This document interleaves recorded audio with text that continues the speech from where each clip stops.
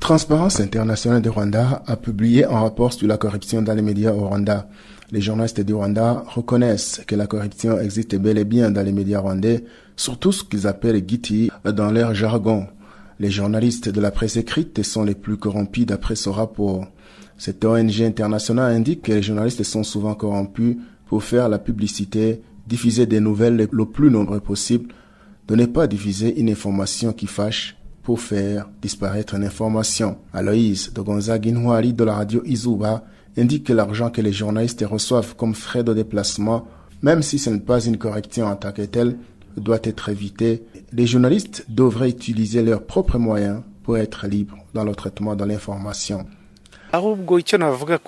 Cet argent qu'on donne aux journalistes est une mauvaise chose dans le métier de journalisme.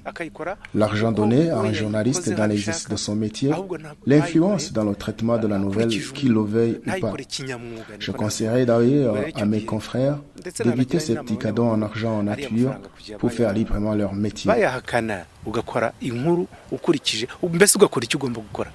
Jacques Anastase, directeur exécutif du Rwanda Governance Board, indique que la corruption est une calamité partout où elle se remarque, mais quand elle atteint le milieu médiatique, c'est encore trop grave.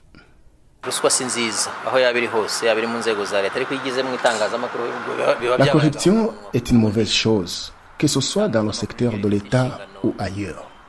Quand ce sont les médias qui sont corrompus, c'est encore trop grave, car ce secteur est chargé de dire les choses comme elles se présentent et de montrer l'image du pays. Les journalistes et les responsables des médias sont chargés de lutter contre ce fléau. Ils doivent chercher eux-mêmes les causes et trouver des solutions sans faire recours à une autre instance.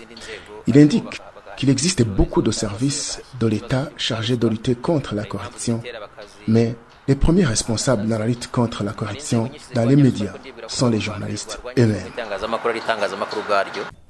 Chaka Anastase demande avec insistance aux responsables des médias de faire un effort dans la lutte contre ce fléau sans attendre l'intervention de l'État au moment où c'est une évidence que la corruption existe dans la presse rwandaise.